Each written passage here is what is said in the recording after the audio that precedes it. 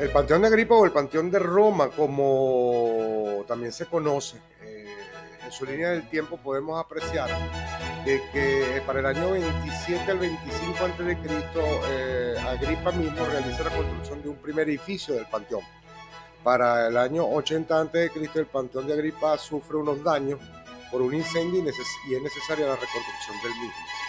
Para el año 125-158 en su cronología antes de Cristo, el emperador Adriano termina la estructura del panteón que se conserva hasta el día de hoy, hasta el presente.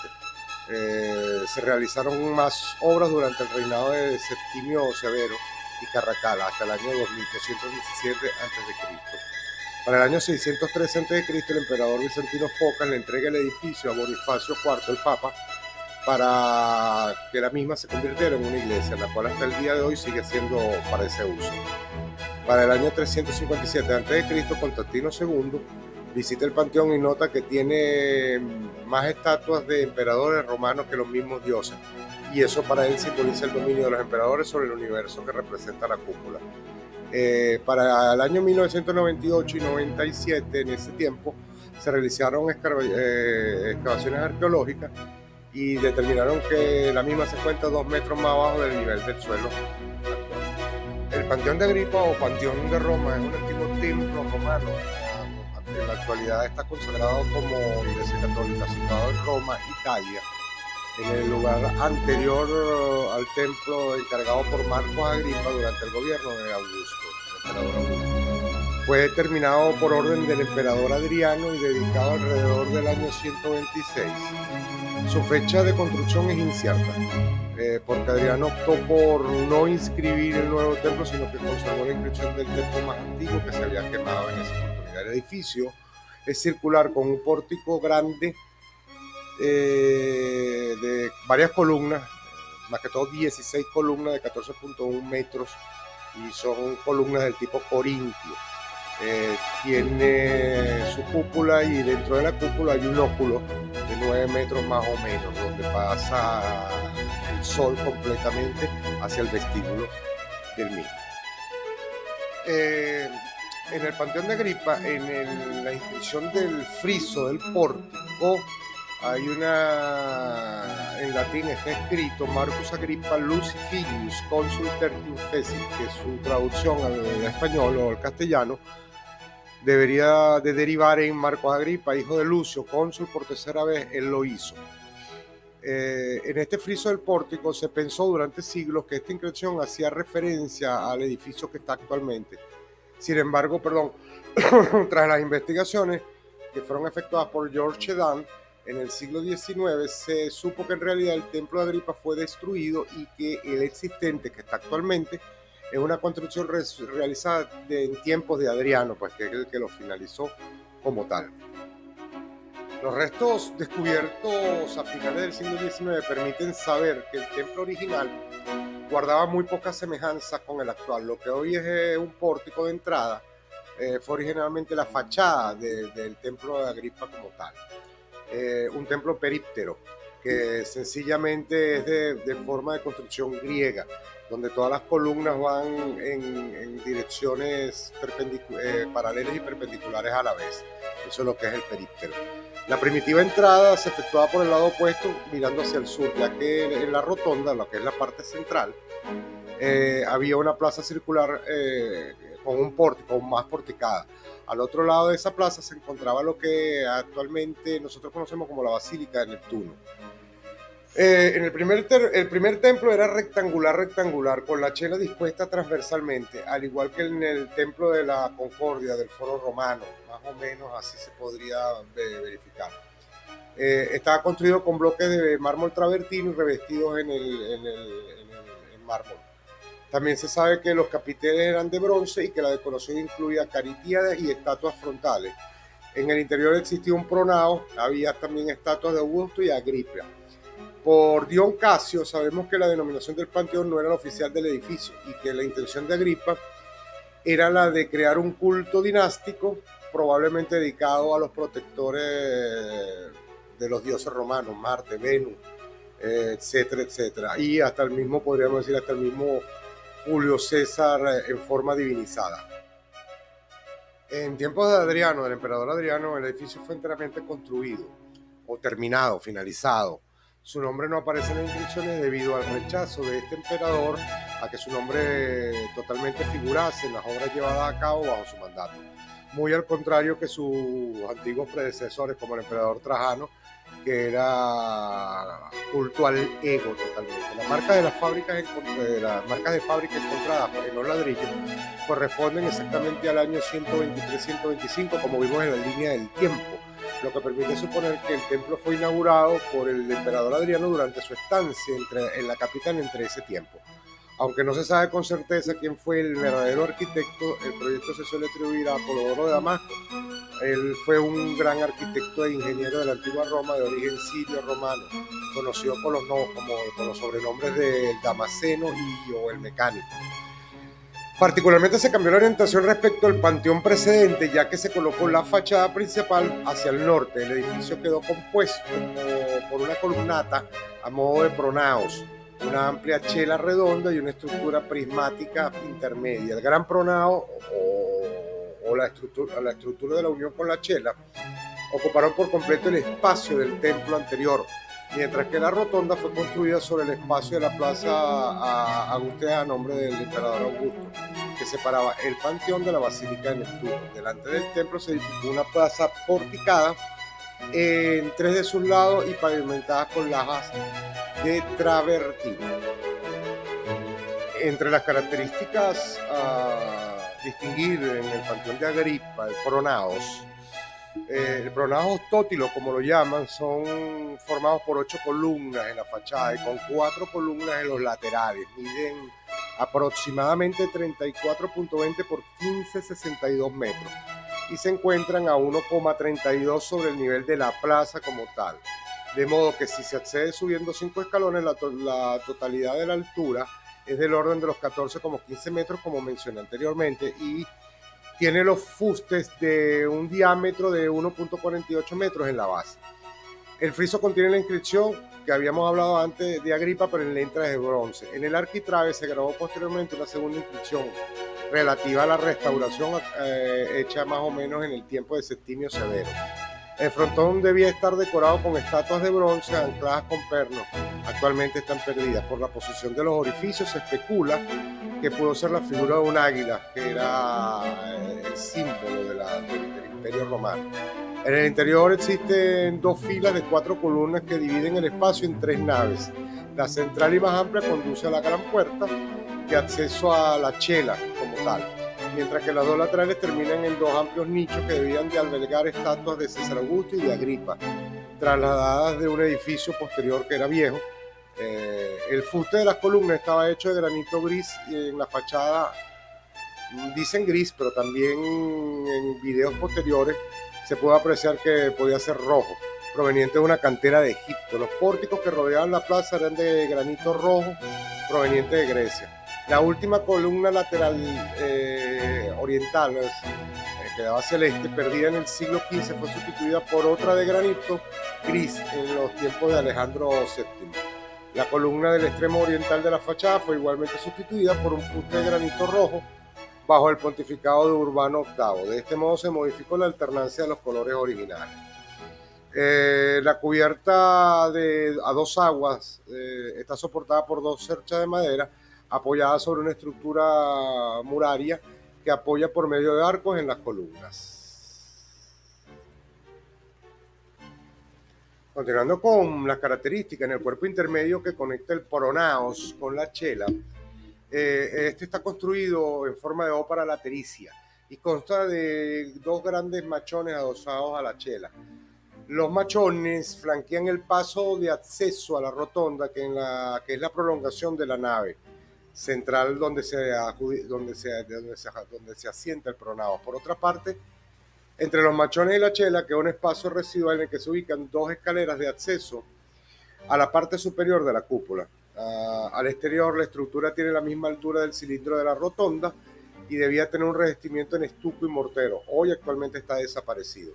Sobre este cuerpo existe un segundo frontón de ladrillo de una altura mayor que la del pórtico de entrada y que se preveía que se viera solo desde la gran distancia. Las líneas de la cornisa que recorren el exterior de la rotonda, marcando todos los pisos, continúen en este cuerpo sin solución de continuidad. Que esta fue la solución para apoyar a la cúpula, pues estos arcos de esta forma para aligerar el proceso. La diferencia del nivel entre los dos frontones nos hace suponer que el pronado estaba previsto en mayores dimensiones, con columnas de 50 pies de alto, que estamos hablando aproximadamente 14,80 metros. Son mayores que incluso la del acceso norte del foro de Trajano como tal.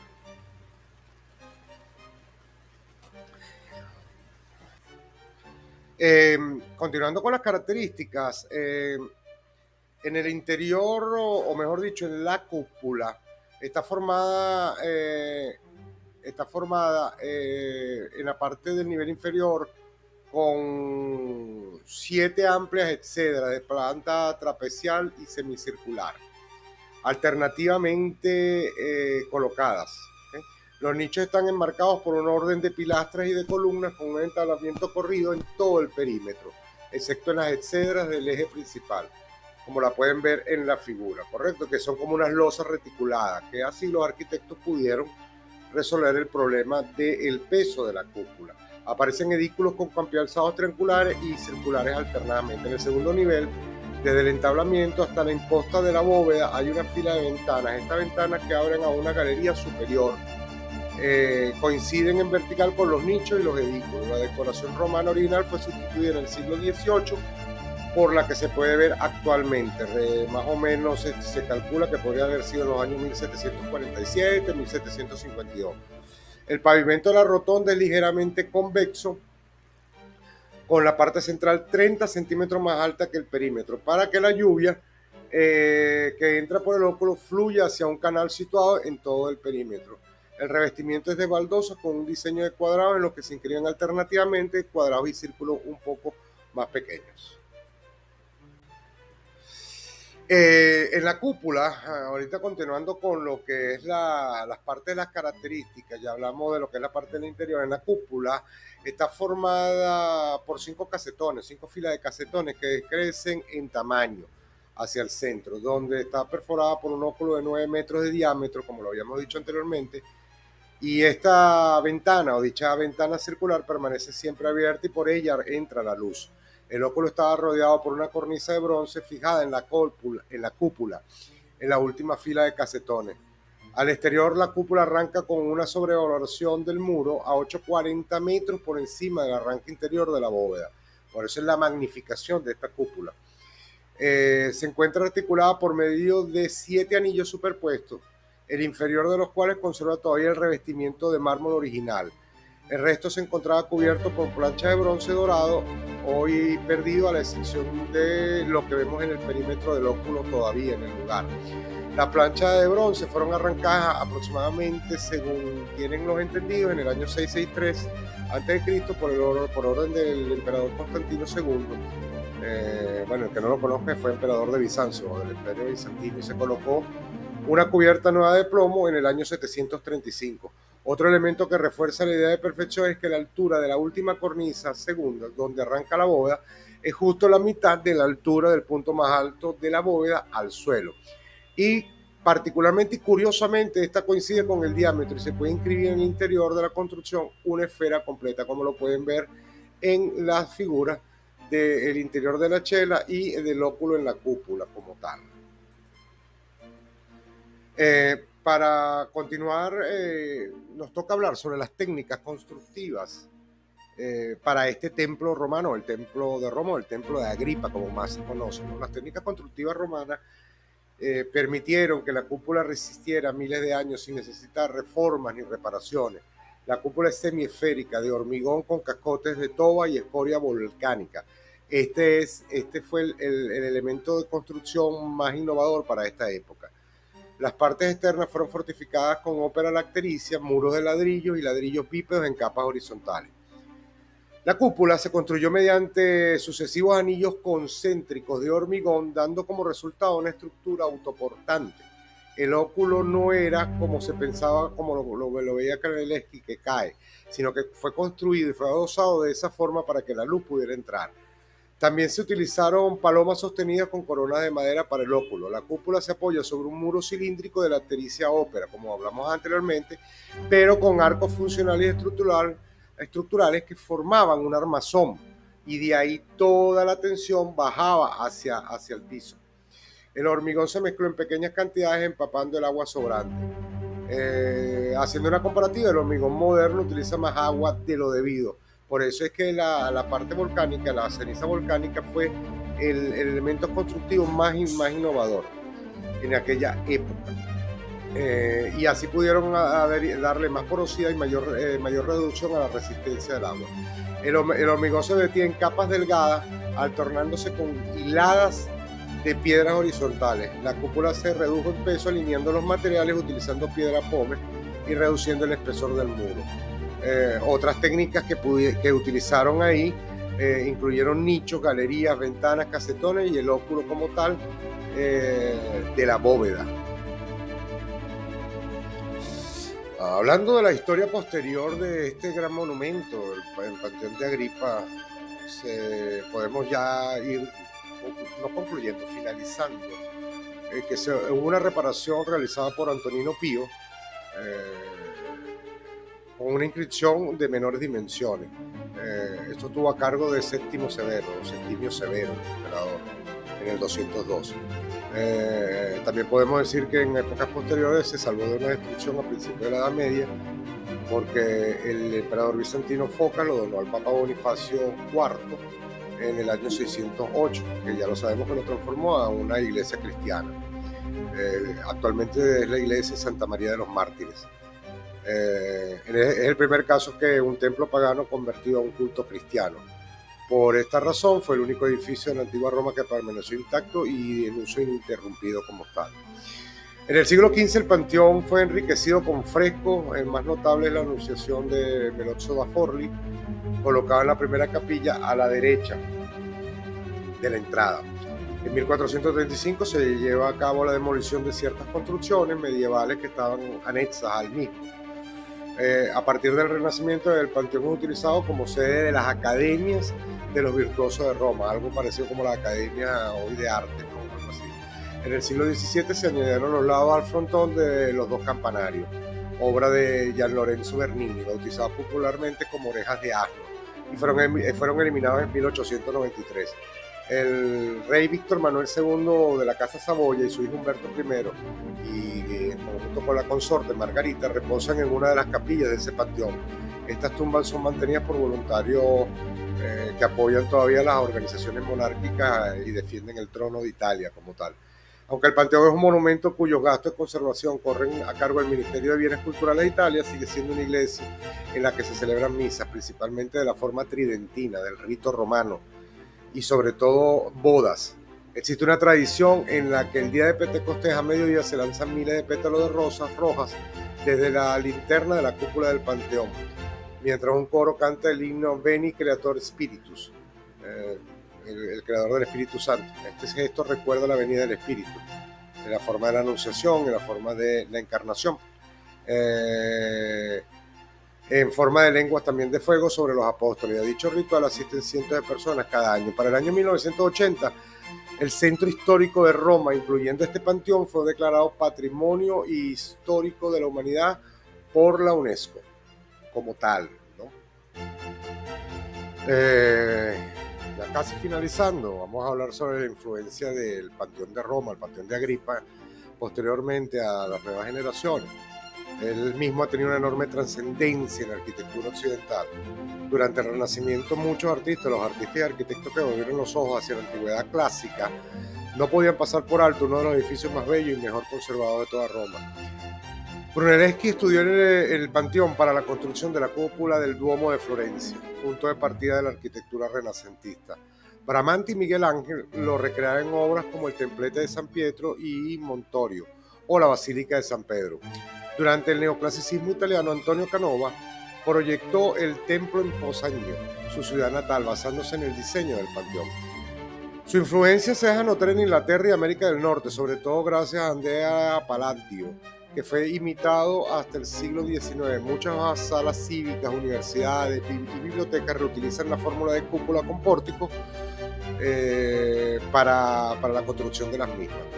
La iglesia del cementerio monumental está lleno, la Basílica de San Francisco de Paula en Nápoles, la Basílica de Jesús del Gran Poder de Sevilla, la Villa Capra de Vicenza, la Rotonda de Thomas Jefferson, como la podemos ver en la figura, en la Universidad de Virginia, la Biblioteca de la Universidad de Columbia. Es decir, una infinidad de arquitectos se basaron en este tipo de construcciones para realizar las arquitecturas y las obras de ingeniería para esta época en el área occidental. En este estilo de como el templo de Agripa o el templo romano.